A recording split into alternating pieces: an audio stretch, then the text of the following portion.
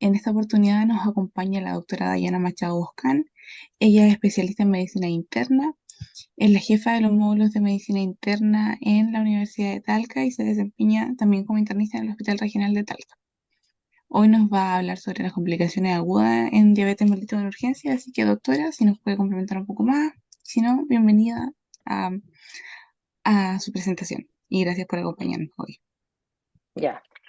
Bueno, muy buenas tardes a todos y todas. Gracias por la invitación a este tipo de actividades que son muy enriquecedoras. De hecho, hasta para mí revisar nuevamente el tema fue bastante gratificante porque hay algunas cosas nuevas que igual les voy a comentar. Y más que nada, bueno, siendo hoy feriado, que estemos en esto, habla muy bien de aquellos que quieren seguir eh, actualizándose, ¿cierto? Seguir revisando temas tan importantes como lo es la diabetes y en este caso muy particular las complicaciones de la diabetes mellitus. Bueno, entonces nada, yo creo que partamos. Esta presentación, bueno, de antemano darle las gracias a Javier Arriagada que me ayudó en descargar algunos papers. No sé si anda por allí, pero igual le envío las gracias por eso. Esta presentación la vamos a basar en un abordaje de acuerdo a los nuevos estándares de lo que es la guía británica de manejo de estas complicaciones hiperglicémicas y también hace mención a las descompensaciones hipoglicémicas.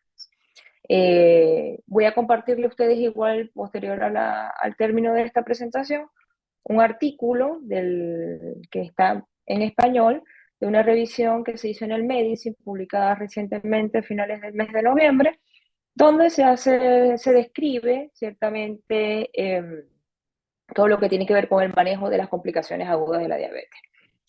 Entonces, bueno, hablar un poco de números nunca está de más, porque eso también enfatiza la importancia que tiene el conocer temas como justamente el manejo de las complicaciones agudas de la diabetes, reconociendo de que tenemos en lo que es América Central y Sur por lo menos más de 29 millones de personas con diabetes y que de seguro ese número va a seguir aumentando y la proyección es que para el 2040 tendremos al menos 48 millones de personas, que es un número definitivamente muy significativo.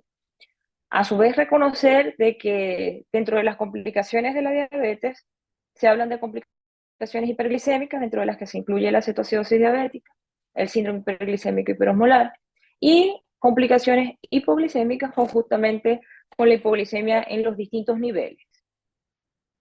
Muy en específico, dentro de lo que son las complicaciones hiperglicémicas, si bien pueden ser un motivo de hospitalización frecuente, afortunadamente el porcentaje de mortalidad asociado a casos, en el caso de la cetoacidosis diabética, es menor del 1%. En contraposición a lo que estamos hablando de números en países desarrollados, versus lo que podría ser en países en vías de desarrollo, que este número ascienda al 10%.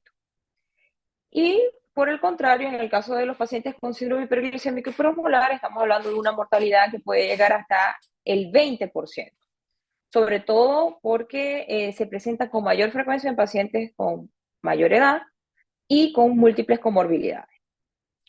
Lo importante a destacar acá es que más allá de estas complicaciones, la diabetes, desde el punto de vista de costos en salud, representan al menos un 10% del presupuesto de salud de Chile. Y eso no es menor, porque sabemos que en Chile tenemos números súper altos en obesidad y reconocemos la obesidad como un factor de riesgo, sobre todo al hablar de diabetes mellitus tipo 2. ¿Sí? Más diabético, más chance de tener descompensaciones agudas como las que vamos a hablar la tarde de hoy.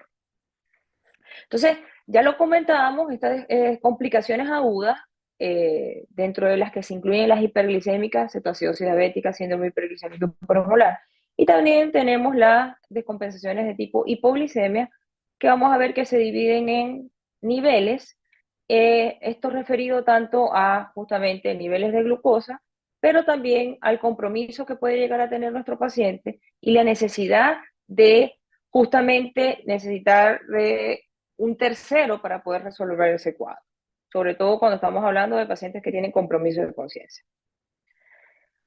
Esta es una noticia que salió en los primeros días del mes de noviembre para hablar sobre una actualización que va a tener la nueva guía de urgencia sobre hiperglicemia, específicamente la asociación, la británica, en donde destaca que se le va a disminuir un poco la importancia a los, sobre todo en el caso de la cetoacidosis diabética, a los niveles de glucosa. Y ustedes dirán, ¿cómo es eso? ¿No va a seguir siendo más de 250? Lo que pasa es que actualmente, y eso también va muy de la mano con el uso más frecuente de ciertos fármacos que se le ha relacionado a una forma de cetoacidosis, que es la cetoacidosis euglicémica, como son los inhibidores del cotransportador sodio-glucosa. ¿Qué pasa con esto? Es decir, un paciente podría tener criterios de cetoacidosis solo faltando el criterio de la hiperglicemia, pero de igual manera puede tener cetoacidosis diabética. Entonces, restándole un poquito de importancia a este punto de corte de glicemia, tendríamos que reconocer más, darle mayor importancia a la clínica y a los otros parámetros, como por ejemplo los niveles de metildoxibutirato o el grado de acidosis que tienen nuestros pacientes. Es por ello que asociado a esto, también lo que ya para el año que viene vamos a tener actualizaciones incluso también en el aspecto del síndrome hiperglicémico hiperosmolar de puntos de corte para osmolaridad. Ustedes dirán, pero ¿se reconoce que el síndrome hiperglicémico hiperosmolar, un criterio diagnóstico justamente es 320 o más de osmolaridad para ser justamente un criterio? Pero también se plantea en esta nueva revisión de las guías de manejo de descompensaciones agudas de la diabetes, considerar un punto de corte de 300, pero para la fórmula de osmolaridad efectiva, que si recuerdan, solamente toma en cuenta los niveles de sodio y glucosa, ¿ya? Entre otros aspectos que vienen a destacar en cuanto a lo que es el manejo de las descompensaciones agudas, un poco separar cómo se maneja la fluidoterapia en el paciente con cetoacidosis versus cómo se maneja la fluidoterapia en el paciente con síndrome hiperglicémico hiperosmolar, sobre todo por el que el cambios abruptos en la osmolaridad también pueden traer consecuencias o complicaciones, y dentro de eso la más temida es justamente el edema cerebral. Y vamos a ver, cuando conversemos del abordaje, ciertos aspectos que la guía británica actualmente modifica en cuanto a cuál es el momento de iniciar la insulina en el paciente con síndrome hiperglicémico hiperosmolar y estos estados mixtos que ahora se le está dando mucho más relevancia. Cuando me refiero a estos estados mixtos, estamos hablando de que cercano a un tercio de los pacientes puede tener tanto criterios de cetoacidosis diabética asociados también a niveles de osmolaridad compatibles con síndrome hiperglicémico hiperosmolar. Y si bien representa un tercio de los casos, también representa un cuadro que es mucho más complejo y al momento del abordaje, ¿ya? Desde el punto de vista fisiopatológico, también recordar, no podemos dejar de lado la fisiopatología, obviamente, que estas complicaciones hiperglicémicas se describen muchas veces en los textos como un espectro dentro de lo que a la deficiencia de insulina se refiere, porque vemos de un lado el déficit absoluto de insulina, que es lo que vemos en el paciente con cetoacidosis diabética, versus un déficit relativo de insulina, que es lo que podríamos llegar a ver en pacientes que presentan síndrome hiperglicémico hiperosmolar. Ahora, ¿por qué nos interesa saber esto desde el punto de vista fisiopatológico? Porque también nos permite entender cómo es el manejo farmacológico. vemos en el paciente justamente con cetoacidosis diabética que existe un déficit absoluto de la insulina y eso a su vez genera un aumento de la lipólisis a nivel del tejido adiposo. ¿Qué pasa con ese aumento de la lipólisis? Genera un aumento en la producción de ácidos grasos libres y estos ácidos grasos libres a su vez van a pasar al hígado, se van a oxidar y va entonces a generar estos cuerpos cetónicos que van a colaborar a este cuadro de cetoacidosis, es decir, a acidificar el plasma. Por otra parte, dentro del punto de vista fisiopatológico, encontramos que hay un aumento de las hormonas contrarreguladoras, específicamente el glucagón, corticoides, catecolamina, hormona del crecimiento, y muy más, de forma más intensa el glucagón. ¿Qué hace esto? ¿Cuál es la función dentro de la fisiopatología? Van a predisponer a estados de hiperglicemia. ¿Por qué? Porque aumenta la proteólisis, disminuyen la síntesis de proteínas, disminuyen la utilización de la glucosa y para perpetuar justamente este cuadro de hiperglicemia, aumenta la gluconeogénesis y el aumento de la glucogenólisis. Es decir, todo está preparado para mantener estos estados de hiperglicemia. Esta justa hiperglicemia es lo que hace que se pueda presentar una diuresis osmótica. Recuerden que el paciente con diabetes, el punto umbral de reabsorción a nivel renal, se describe que de hecho se amplía, se hace un poco más amplio, porque un punto de corte podría ser 180 miligramos sobre decilitro, pero en el paciente con diabetes puede ser hasta de 240.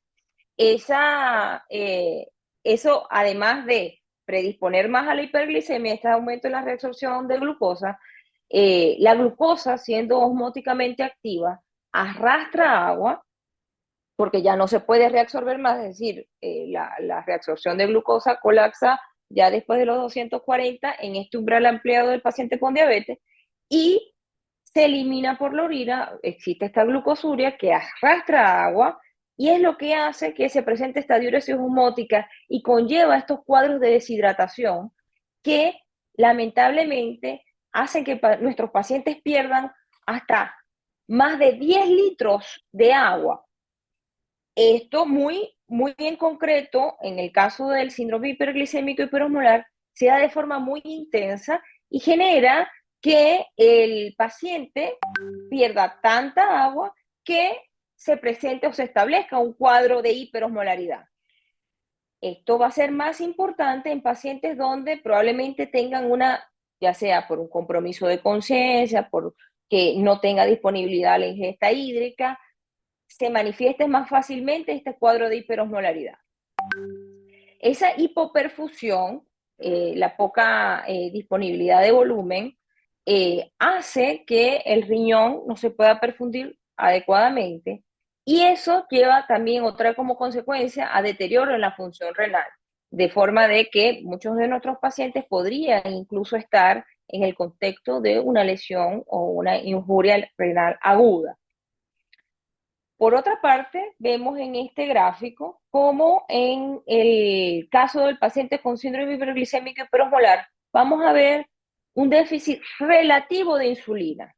Y es justamente ese déficit relativo lo que hace que nuestros pacientes no hagan acidosis. Ojo, hay pacientes, lo comentaba al inicio, de hecho se describe que es un tercio de los pacientes que pueden hacer estos cuadros mixtos, donde puede haber cierto grado de acidosis y también de cetogénesis. Y es allí también donde quiero hacer un comentario de que ahora se le da mucha mayor importancia a los niveles de cetonemia en sangre, o sea, es decir, los cuerpos cetónicos en sangre, para también dirigir el tratamiento, ver la efectividad del tratamiento y ojalá identificar estos cuadros mixtos. Ahora, vamos a hablar tanto de factores desencadenantes de la cetoacidosis como del síndrome hiperglicémico hiperosmolar. Estos, dentro de lo que es el cuadro grande del abordaje de estas complicaciones hiperglicémicas, como lo vamos a ver, siempre lo hemos reforzado, la insulina, la hidratación, la corrección de electrolitos, pero también los factores gatillantes o desencadenantes de estos cuadros son los que nos van a permitir abordarlo de la mejor forma.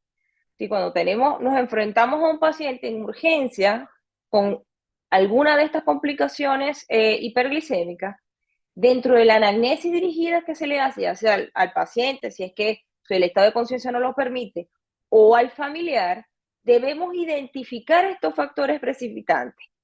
En el caso de la cetoacidosis, uno de los más frecuentes es la omisión del tratamiento con insulina o la interrupción involuntaria a la misma, o sea, a recibir el tratamiento con insulina. O puede ser que exista alguna enfermedad que descompense a nuestro paciente, como ya sea de tipo infeccioso, que es una de las más frecuentes, alguna enfermedad cardiovascular, infarto, accidente cerebrovascular, pancreatitis, podría ser uno de los gatillantes o precipitantes a que aparezca este tipo de complicaciones. Por otra parte, tenemos que podría ser que el paciente debute su diabetes como una cetoacidosis diabética, o también se relacione el gatillante a la ingestión de ciertos fármacos o sustancias, como el caso de la cocaína, corticoides, ciertos antipsicóticos pueden ser gatillantes para este tipo de complicaciones. Clínicamente, la cetoacidosis se puede presentar con una gran variabilidad de síntomas, pero lo que más siempre recordamos son aquellos que están relacionados a la hiperglicemia y muchos de los cuales ya conversábamos en la fisiopatología, que es la polidipsia, poliuria. Esto también puede llevar a pérdida de peso. Los síntomas que están asociados a la acidosis, náuseas, dolor abdominal, vómitos, síntomas neurológicos que, si bien son más marcados en el paciente con síndrome hiperglicémico hiperosmolar, igual pueden presentarse en la cetoacidosis, compromiso del estado de conciencia, en los casos más graves, alteraciones visuales, también asociado a cuadros de deshidratación, y algunas otras sintomatologías o hallazgos al examen físico que van a depender de la gravedad o justamente la gravedad de la acidosis. Por ejemplo, taquicardia, taquipnea, respiración de Kussmaul, el aliento cetósico, ¿cierto? Que es aliento a fruta descompuesta, forman parte de la sintomatología. En el caso del síndrome hiperglicémico hiperosmolar, si bien tenemos factores que pueden ser predisponentes, y lo conversaba al inicio, cuando le decía que si bien se le adjudica un porcentaje mayor de mortalidad, sobre todo esto está relacionado a que es más frecuente en pacientes ya en el extremo de la vida, pacientes más de 60 años, con otras comorbilidades, ¿cierto? Y dentro de los precipitantes, al igual que en la cetoacidosis, se destacan los procesos infecciosos, la omisión del tratamiento, la aparición en el contexto de enfermedades cardiovasculares, ya lo comenzábamos, el infarto, accidente cerebrovascular, también ciertos fármacos, o como parte de otras enfermedades endocrinas, hipertiroidismo, enfermedad de Cushing, etc.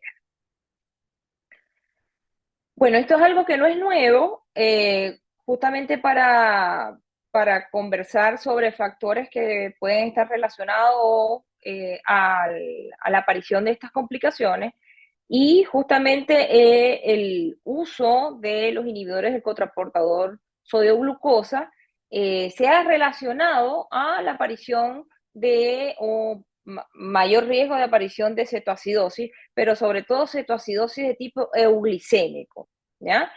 En este caso particular de la cetoacidosis euglicémica, una de y las que están relacionadas al uso de inhibidores del cotransportador sodio-glucosa, lo principal es retirar el fármaco, y de hecho una de las cosas que se está muy en boga es, sobre todo el paciente que hace estas complicaciones, una vez que se resuelve el cuadro agudo, tratar de no dejar nuevamente el fármaco, ¿ya?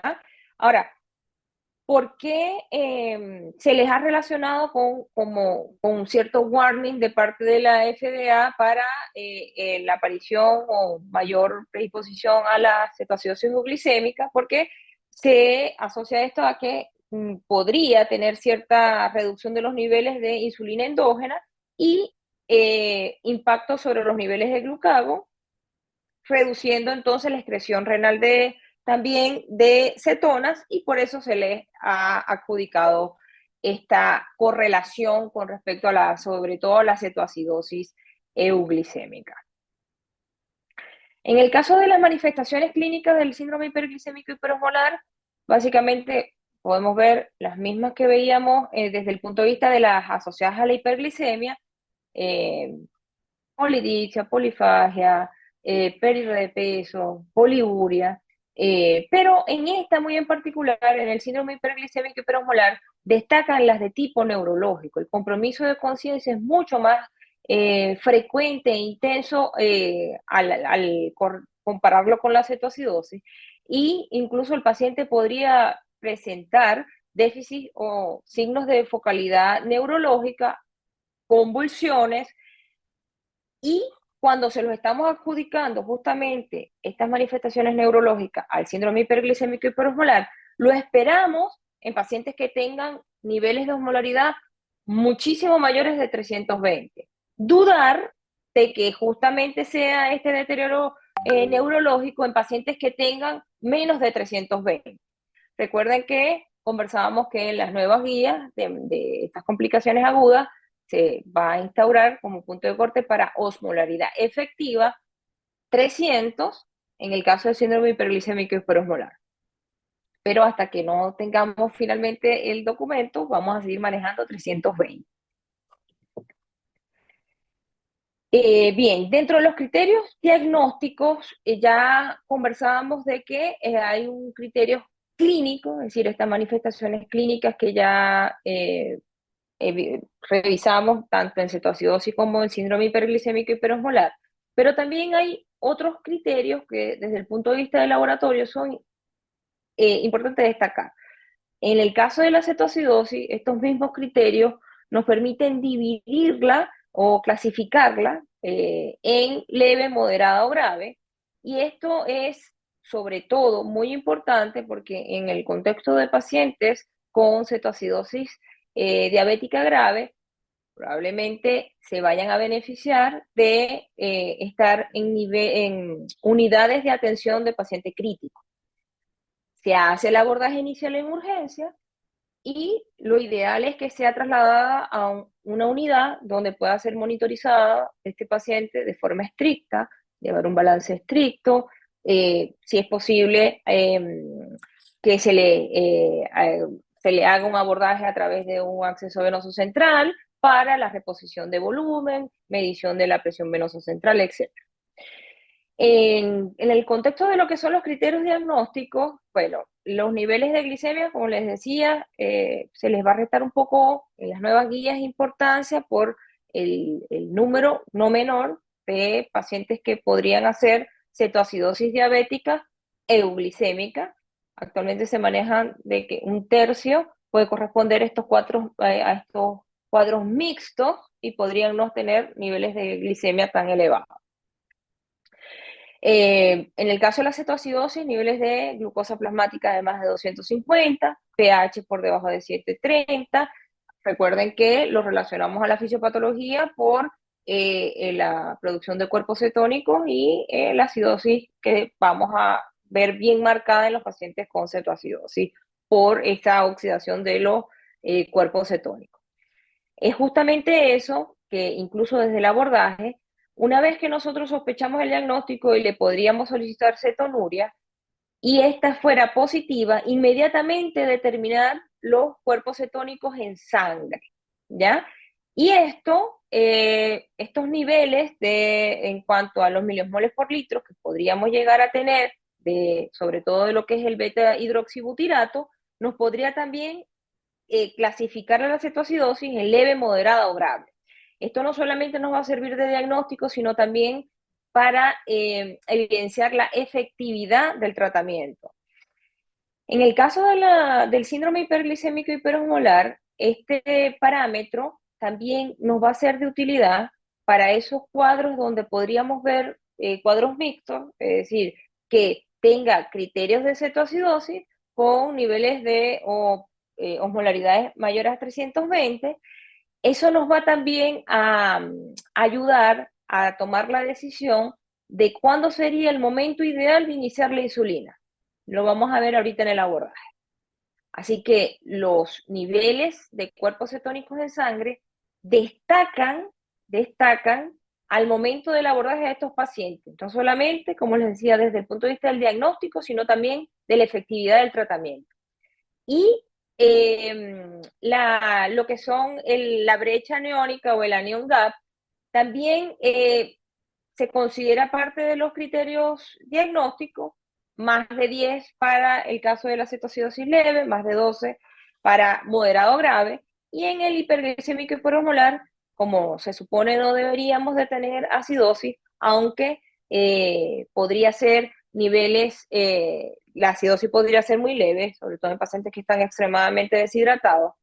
Lo que se espera es que el anion gap sea por debajo de 12. Como les comentaba, el estado de alerta o el estado de conciencia en general de estos pacientes se ve más comprometido en los pacientes con cetoacidosis de moderada a grave y severamente comprometido evidentemente en la grave y destaca en el síndrome hiperglicémico hiperosmolar. Dentro de esto, comentarles que afortunadamente, a diferencia de las primeras guías que se hicieron de manejo de estos cuadros de descompensación aguda, en el 2009, porque fue una de las primeras, actualmente ya en casi la gran mayoría de los centros de urgencia contamos con la determinación de cuerpo cetónico para lo que es el abordaje de estos cuadros agudos. Ahora, ¿cuándo nos tenemos que preocupar? Tenemos este paciente que se está haciendo el abordaje inicial en la urgencia y finalmente llegan los laboratorios. En el caso de la cetoacidosis vemos pacientes con pH de menos de 7, bicarbonatos menos de 5, un anion gap de más de 16, está hipocalémico, con presión arterial sistólica menos de 90, entre otros criterios. Si es que alguno de nuestros pacientes tiene uno de estos criterios que se mencionan, es un paciente que está gravemente enfermo y se beneficiaría de su abordaje en una unidad de paciente crítico, en una UCI. En el caso del hiperglicémico hiperosmolar, pacientes con hipernatremia severa, osmolaridades por encima de 350, alteraciones también hidroelectrolíticas en los extremos, menos de 3.5 de potasio o más de 6 de potasio, son parámetros a considerar para, ojalá, ser trasladado a una unidad de mayor complejidad. El abordaje de urgencia, recuerden que siempre es un órgano, la urgencia es un órgano de choque. Nosotros recibimos al paciente, identificamos el diagnóstico, ¿cierto? Hacemos el diagnóstico, comenzamos el abordaje, pero no debería, en buena medicina, hacerse el abordaje completo del paciente en la urgencia. Ojalá no debería de pasar máximo 6 horas el paciente en la urgencia y luego ser trasladado a una sala de paciente agudo o intermedio, o en el caso de pacientes muy graves, en una unidad de cuidados intensivos.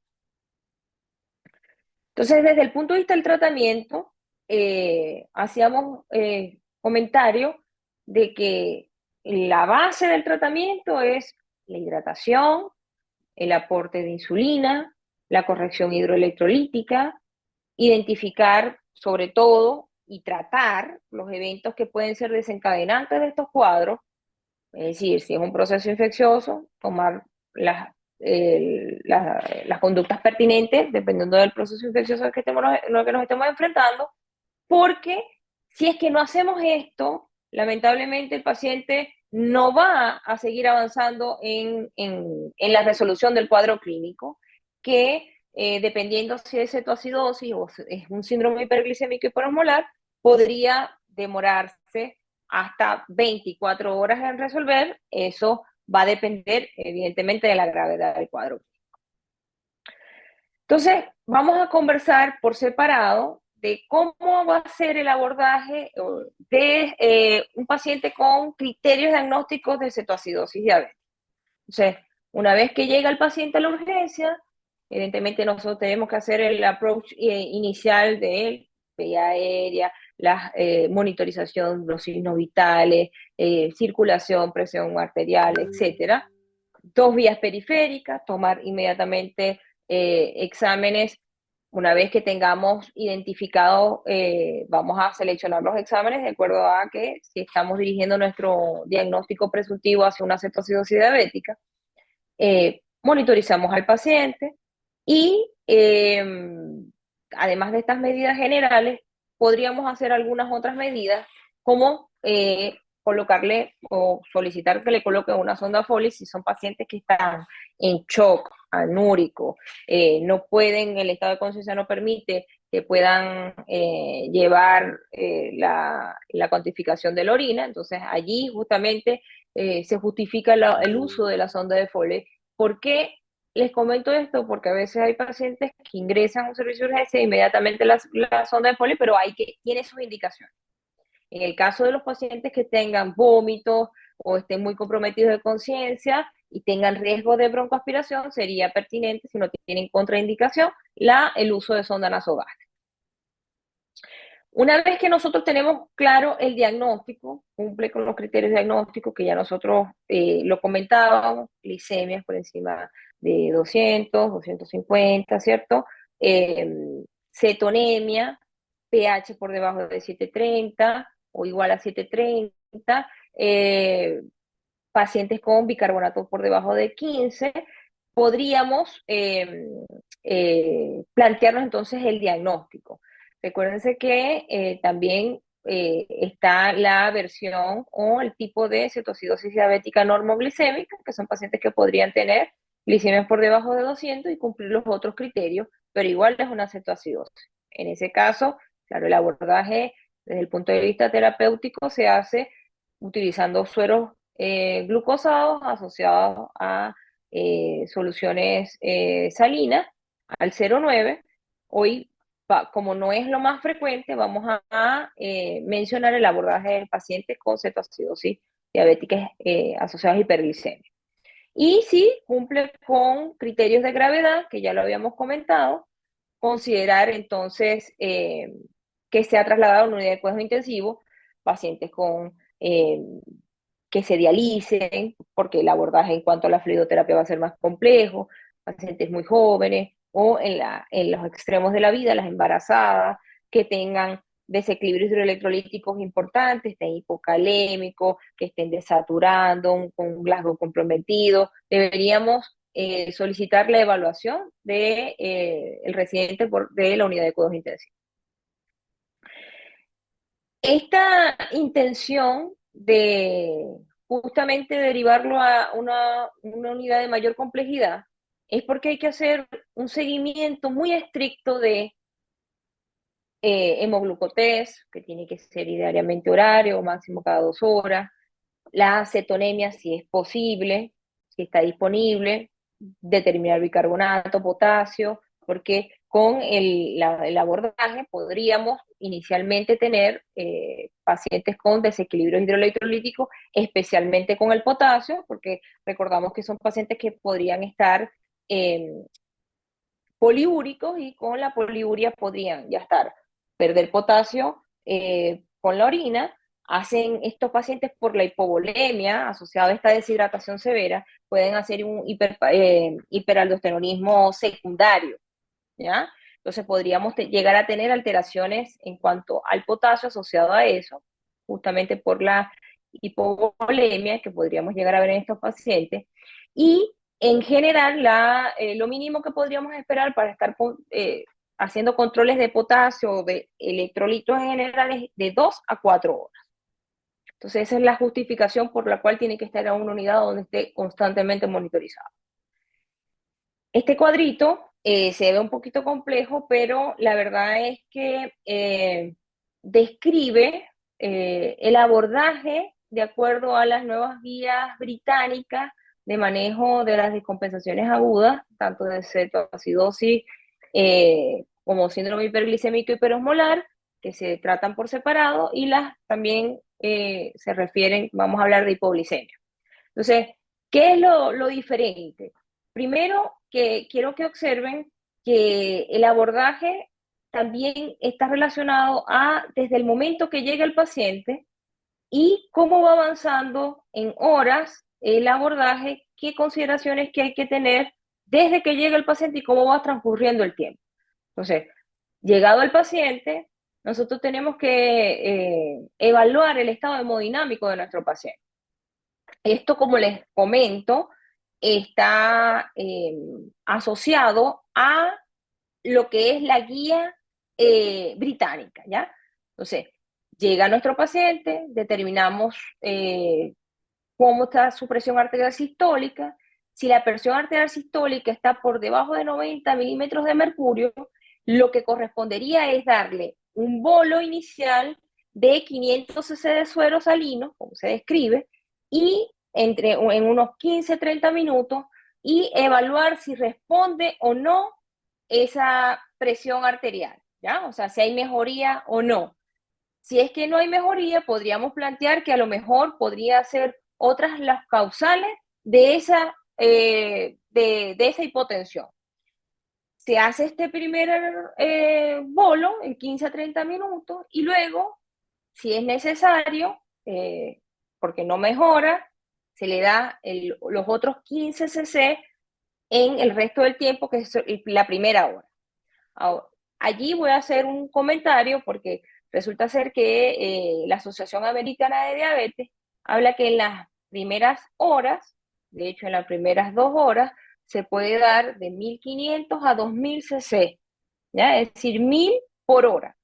Y los británicos lo que plantean es que evaluar el estado hemodinámico del paciente, y si es que tuviera una presión de 90 milímetros de mercurio en la sistólica, dar inicialmente 500 en bolo en 15, máximo 30 minutos, y los otros 500 también dependiendo de la respuesta que haya tenido esa primera administración de ese bolo. En el caso de que el paciente tenga una presión arterial de más de 90 milímetros de mercurio, se puede dar no en bolo, sino en esa primera hora 1000 cc de suero salino, ¿ya?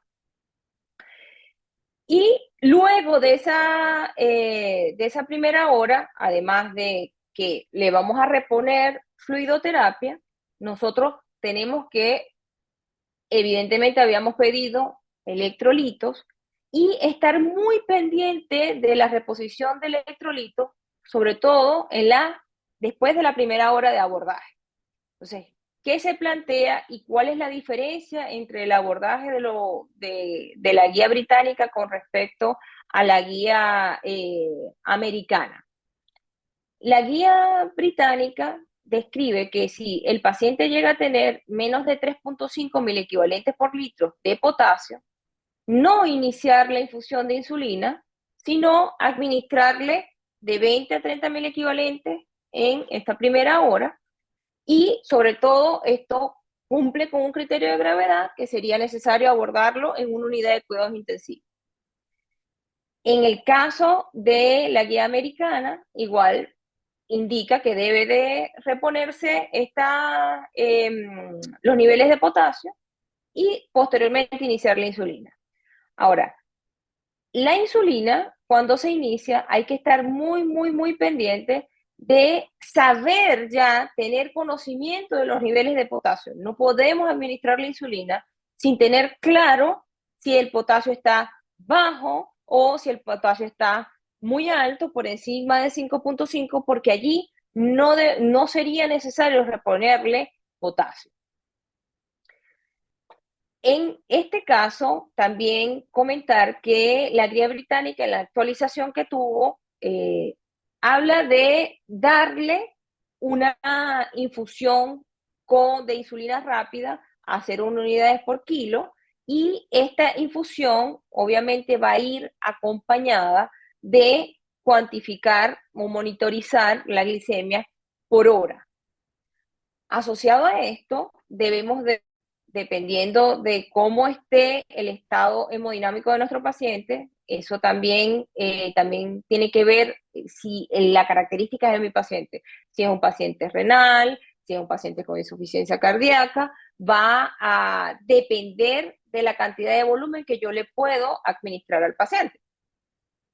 En la siguiente hora, en el periodo que incluye entre los 60 minutos a las primeras 6 horas, la guía británica plantea que se le debería de dar al menos 1 litro de suero fisiológico, suero al 0,9%, más 40 mil equivalentes de KCl en 2 horas. Ojo con esto, estamos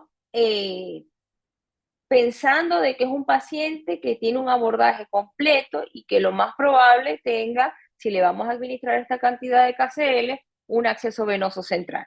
Que sabemos que por vía periférica, por hora, solamente podríamos dar 20 mil equivalentes y por vía central, sí, por hora, hasta 40 mil equivalentes. La diferencia de la guía británica con respecto a la americana es que en vez la americana plantea que pueden ser de 20 a 30 mil equivalentes de KCl por cada litro. ¿Okay?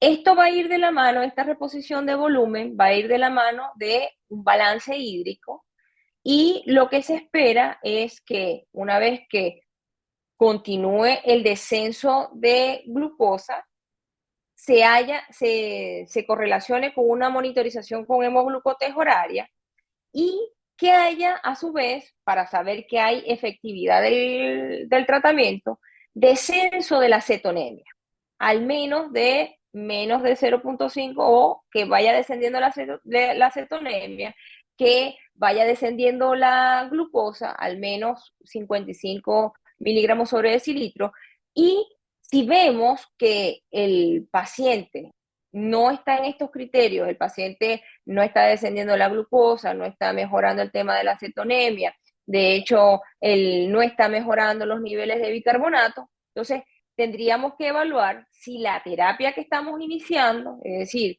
si estamos, se está administrando adecuadamente la insulina por bomba de difusión continua, se está administrando de forma adecuada, y si en el caso de la Asociación Americana de la Diabetes, de la ADA, recomienda no solamente darle la bomba de infusión continua, sino también un bolo antes de la bomba de infusión continua si es que se va a retrasar esta bomba de infusión continua. Darle un bolo de insulina a 0,1 unidades por kilo y mantener al paciente con una BIC, ¿ya? Que se va a ir titulando asociado a estos hemoglucotes que vamos a hacer horarios. Una vez que el paciente llega a tener glicemias por debajo de 250, se sugiere disminuir esta bomba de infusión a 0,5 unidades por kilo, es decir, a la mitad, y iniciar la reposición, o sea, que la fluidoterapia esté en base a sueros glucosados, ¿ok? En el caso de la británica, se plantea que sea sueros glucosados al 10% a una velocidad de 125 ml por hora versus la americana que describe que se puede utilizar glucosa al 5% y la velocidad de infusión puede ser de 150 ml a 250 ml por hora. ¿Ok? Recuerden que en estos pacientes la pérdida de volumen es superior a los 6 litros, pero el riesgo de administrar estas grandes cantidades de volumen, si no se hacen monitorizando las ingestas y las excretas, lo más probable es que podamos en algún momento sobrehidratar a nuestro paciente, es decir, si no lo hacemos adjudicado a un balance hídrico estricto, sobrehidratar a nuestro paciente y pueden venir complicaciones tan graves como un edema pulmonar agudo. Ya cuando está el paciente en las subsiguientes horas, es decir, entre las siguientes 6 a 12 horas, si ustedes evalúan este cuadrito, la cantidad de volumen que le vamos a ir reponiendo va a ir disminuyendo. La primera hora, de acuerdo a la británica, era 1 litro, las americanas podría ser 1500 o hasta 2 litros las primeras 2 horas. Luego, en las siguientes horas, ese litro se va a ir administrando en 2 horas, en 3 horas, en 4 horas, o sea, va a ir disminuyendo la cantidad de volumen que le vamos a ir reponiendo al paciente. Obviamente, esto va a depender del balance hídrico estricto que vamos a hacer. Y ya pasadas las primeras 12 horas, evaluar si es que el paciente baja de 250, el cambio de hidratación a suero glucosado. Si es que el paciente todavía ya ha resuelto algunas cosas, es decir, el paciente ya tiene criterios de resolución, un bicarbonato de más de 15, un pH de más de 730, cetonemias por debajo de 0,6 milimoles por litro, pero no tolera la vía oral, entonces tenemos que continuar la fluidoterapia, ¿ya? Porque no le podríamos iniciar dieta si es que está con mucho compromiso de conciencia. En este cuadro, cuando ya estemos en el contexto de justamente de resolución, es cuando tenemos que tomar la decisión de iniciarle una insulina basal. ¿Qué es lo que se plantea en este sentido? Se puede, si el paciente era usuario de insulina, se puede dejarle el esquema del paciente. Otra forma es calcular la dosis total de insulina, que en los textos varía un poco, pero en promedio es de 0,5 hasta 0,8 unidades por kilo. Eso nos va a dar un número de dosis total de insulina. Para dejar el basal, tomamos el 50% de ese cálculo y el restante de ese 50% se puede dividir en los bolos prandiales, ¿ya? Ahora, ¿qué pasa con la bomba de infusión continua que nosotros tenemos a nuestro paciente y que le hemos ido titulando en base a los niveles de glicemia? No la podemos suspender abruptamente. ¿Por qué? Porque tenemos que esperar que actúe esa insulina rápida, esa insulina de acción basal que le vamos a dejar a nuestro paciente. Si es una insulina como la insulina NPH, que es la que mayormente disponemos nosotros en nuestros servicios de urgencia, tendríamos que esperar al menos 2 horas, que es el tiempo que va a tardar en justamente iniciar la acción de esa insulina. Si son insulinas de acción basal más prolongada y que el inicio de acción es mucho más precoz con respecto a la NPH, por supuesto, podríamos suspender la insulina, la bomba de infusión continua muchísimo más antes, ¿ok? Ok. ¿Qué complicaciones podríamos tener asociados al abordaje? Hipoglicemia, edema cerebral asociado justamente a la cantidad de volumen, al cambio de la osmolaridad. La acidosis hiperclorémica también es una complicación que se puede ver sobre todo con el uso de sueros salinos. De hecho, en la guía británica también se hace un comentario, al igual que la americana, de la posibilidad de que en este abordaje inicial, sobre todo en la americana, se pueda hacer en base a suero fisiológico y posteriormente cambiar sobre todo en aquellos pacientes donde consideremos que el cambio de osmolaridad puede ser muy abrupto o muy rápido y sospechar que pueden hacer edema cerebral, cambiar a 0,45, ¿ok? Y con esto evitamos también cambios de osmolaridad tan abruptos. Otras de las complicaciones que pueden presentarse, ya le habíamos comentado, edema agudo de pulmón por la sobrehidratación, rhabdomiolisis, eventos trombóticos o tromboembólicos, y de hecho dentro del abordaje inicial también se considera, lo habíamos comentado anteriormente, la profilaxis con heparinas de bajo peso molecular, si es que el paciente tiene un riesgo asociado. Igual estos estados de deshidrataciones extremas conllevan a cuadros de hiperviscosidad sanguínea y mayor riesgo de eventos tromboembólicos. En el caso del síndrome hiperglicémico hiperosmolar, más o menos igual el abordaje inicial, medidas generales igual que lo conversábamos en el caso de la cetoacidosis, pero aquí, por supuesto, los criterios de diagnóstico modifican. Recuerden que generalmente el punto de corte se hace desde 600 en adelante, pero hiperglicemias por encima de 540, que es lo que plantean estas nuevas guías británicas, podrían considerarse criterio. Los pacientes que lo esperable, si nos vienen cuadros mixtos, es que tengan ausencia de cetonemia y que si la acidosis estuviera, no fuera algo significativo. Si es que tiene algún criterio de gravedad, como los que comentamos anteriormente, solicitar evaluación por la unidad de cuidados intensivos. Acá lo diferente en cuanto a lo que se refiere al abordaje es que tenemos que poner mucha atención en cuanto a el descenso o el cambio de la osmolaridad y el cambio de los niveles de glucosa, ¿ya? De hecho, lo que tiende a ser diferente en este caso, o a lo que hemos venido revisando desde las guías anteriores, es que aquí, si ustedes se dan cuenta, la importancia o lo más resaltante es, desde el punto de vista del abordaje, es la fluidoterapia, ¿ok?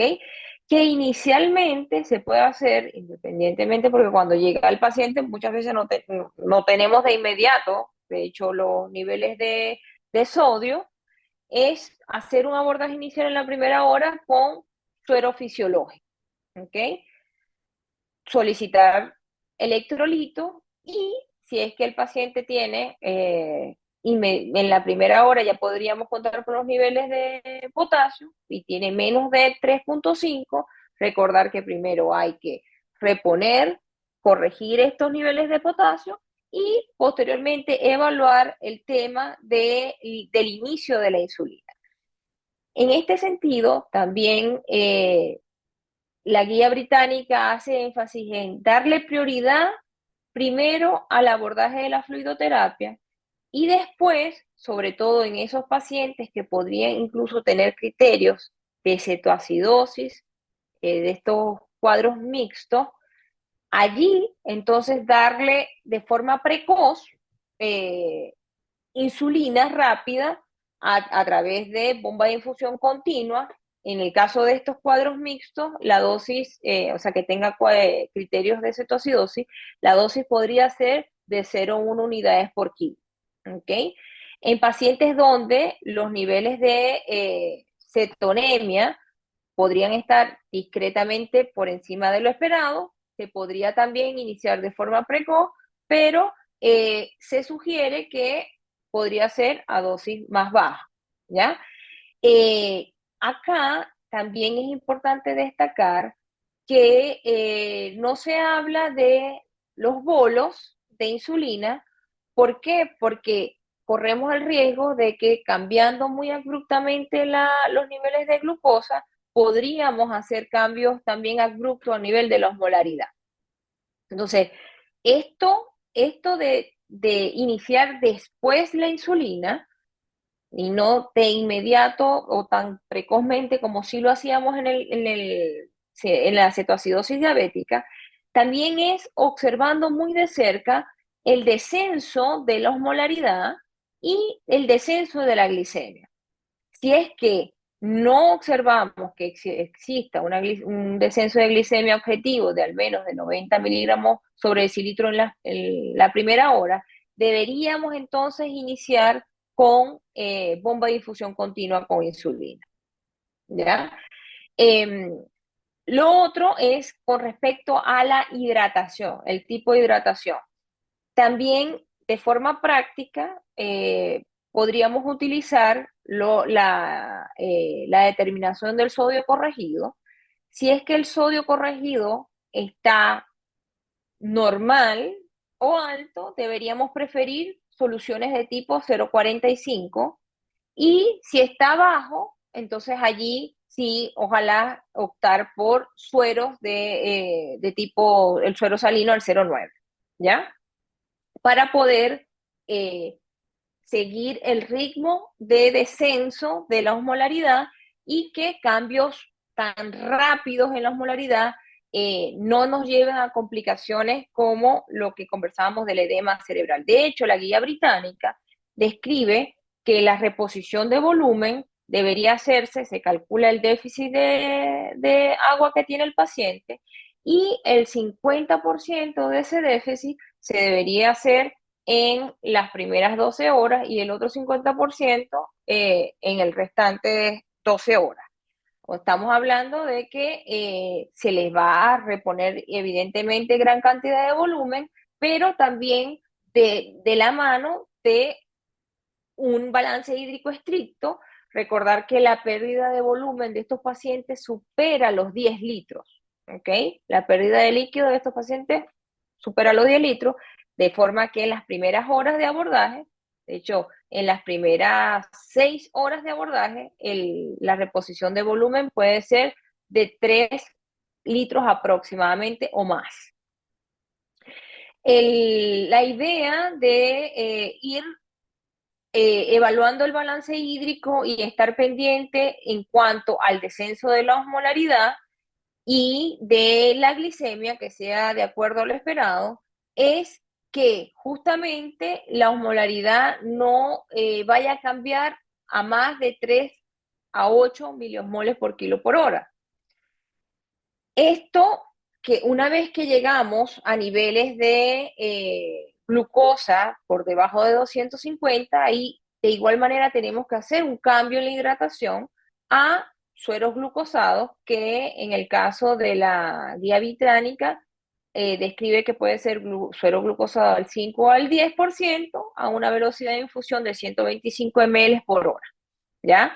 Eh, También no hemos hecho mucho énfasis en cuanto a lo que es el aporte de insulina, porque, como les decía, le da mayor prioridad a la parte de la fluidoterapia y sobre todo iniciar la insulina en pacientes donde la velocidad de descenso de la glucosa no es la esperada y tengamos estos cuadros o indicios de cetona o niveles de cuerpos cetónicos en sangre que pudieran después hacer cuadros, estar relacionados a cuadros mixtos. El paciente, de igual manera, cuando va a recibir insulina, tiene que sí o sí recibir potasio. Recuerden que el efecto que tiene la insulina sobre el potasio, al incorporarlo en el medio intracelular, el paciente se puede complicar con un cuadro de hipocalemia y entonces considerar evidentemente primero el aporte de potasio y luego iniciar la insulina para tratar estos cuadros de hiperglicemia. Lo nuevo como tal en este sentido es que le damos prioridad a la fluidoterapia en la primera hora y después iniciar la insulina de acuerdo a que podamos tener un descenso de la osmolaridad en un ritmo, ojalá, de 3 a 8 miliosmoles por kilo por hora. Una vez que tengamos al paciente ya con criterios de resolución, es decir, que mejore el cuadro neurológico, que tengamos una osmolaridad por debajo de 300, que esta hipovolemia, que es muy frecuente en los pacientes porque pierden demasiado, pierden demasiado líquido, están severamente deshidratados, tengan una diuresis al menos de 0,5 ml por kilo por hora, con glucosa ojalá debajo de 270, podríamos entonces si es que no tiene si no tiene problemas en cuanto a la tolerancia de los alimentos, iniciarle algún alimento por vía oral y dejarle entonces una dosis de insulina basal que puede ser, si es que tenía un esquema anterior a insulina, la insulina que tenía el paciente de forma basal, o se le hace calculada por kilo para dejarle un esquema basal y dosis preprandial. Estos son algunos de las fórmulas que podemos ocupar al momento del abordaje. la Neon Gap, que ya lo habíamos conversado, el déficit de agua, que también lo habíamos conversado para lo que es el aporte de volumen del 50% del déficit total de agua en los pacientes con hiperglicemia hiperosmolar, el sodio corregido también para decidir la hidratación en el caso de los pacientes con síndrome hiperglicémico hiperosmolar. Ya estamos casi terminando, yo sé que ya estoy justo pasadita de la hora. Las complicaciones del síndrome hiperglicémico, sobre todo relacionados a la sobrehidratación, al cambio en la osmolaridad, que los habíamos comentado también. Por último, rápidamente hablarles de la hipoglicemia.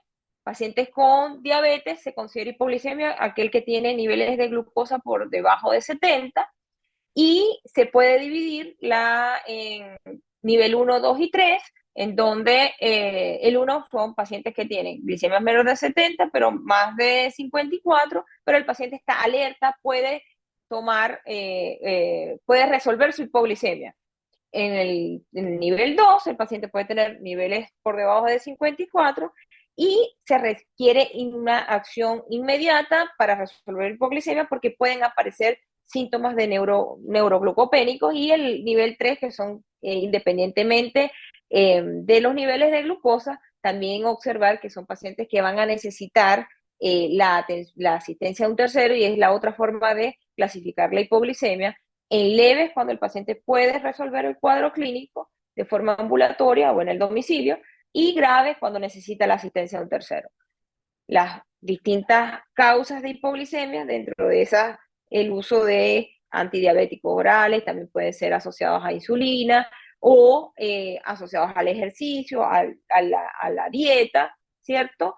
Y desde el punto de vista del tratamiento, recordar que los pacientes con hipoglicemia deben recibir al menos 15 gramos de glucosa, ¿ya? ¿Cómo lo podemos hacer? O la resolución del cuadro va a depender si el paciente está consciente o inconsciente. Si el paciente está consciente, lo puede hacer tomando, existen pastillas de glucosa, puede ser tomando agua con una cucharada de azúcar, pero azúcar de mesa refinada, no puede ser endulzante, y hacer un control a los 15 minutos. Si el paciente tiene glicemias, en el caso que se resuelva de forma ambulatoria, por encima de 70, podríamos decir que mejoró la glucosa, y ahí debería ser una colación o una comida, si es que lo tiene disponible, para ojalá buscar niveles por encima de 100.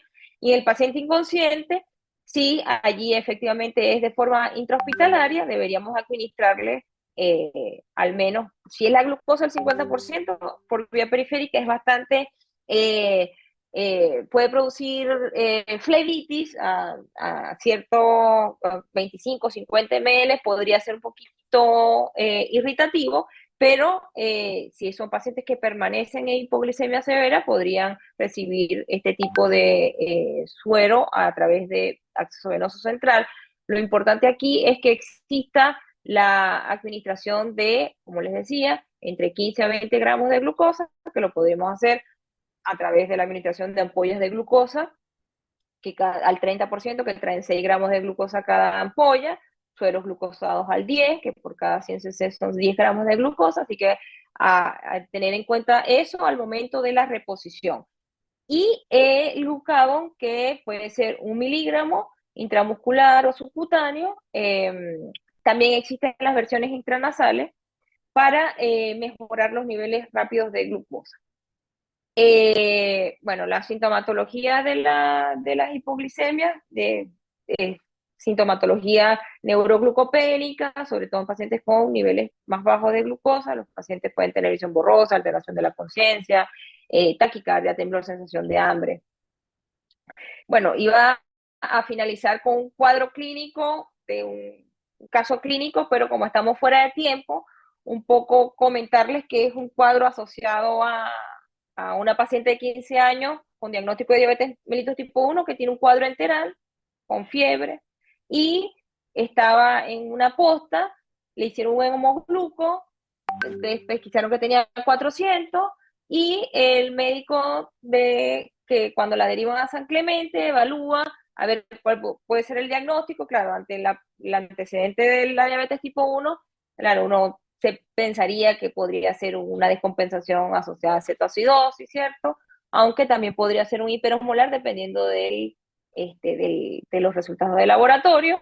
Y bueno, la idea era que pusiéramos en práctica lo que aprendimos hoy, eh, pero en conclusión, comentarles que lo importante es de estar revisando constantemente este tema de las descompensaciones agudas es que ante la presencia o sospecha clínica de una descompensación, ya sea cetoacidosis o síndrome hiperglicémico hiperosmolar, podamos por lo menos tener las herramientas iniciales que son hidratación, identificar los desencadenantes y tratarlos, administración de la insulina, ya una vez reconociendo los niveles de potasio, y decidir la hidratación en base a justamente los electrolitos.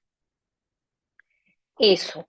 Muchas gracias y bueno, me extendí un poquito. No se preocupe, doctora. El doctor está de público ahí viéndola también. Ah, ya. Está bien. No sé si Sí. existen dudas, consultas, no sé si tenemos chance Justamente a... eso iba a decir. Si alguien tiene alguna consulta, puede levantar la manito y le damos la palabra. También la puede dejar en el chat. Y desde ya, muchas gracias, doctora. Muy buena su presentación, como siempre. Gracias. Hay algunas Eh, cosas que, claro, seguramente van a generar dudas, sobre todo en el síndrome hiperglicémico hiperosmolar. y A además que ver, es un vamos a famoso ver que el chat. también. Por ahora no veo ninguna. Bueno, igual les voy a hacer llegar el paper de la revisión de la guía británica, que es una revisión de ahora de noviembre de 2023, así que igual lo voy a dejar igual aquí en el chat, yo creo. ¿Sí? Ya, muchas gracias. Igual nosotros cuando usted nos lo mande lo podemos compartir por las redes sociales y ahí lo pueden descargar directamente también. Ya, súper. Mm, Entonces, se los envío a ustedes. ya, muchas Ya, gracias, doctora. sí, Parece no para hay que lo dudas tengan. por ahora, así que eso. Ya, bueno, muchas gracias. Muchas gracias por su tiempo, doc. Nos vemos. Que esté Nos bien. vemos igual. Chao, chao.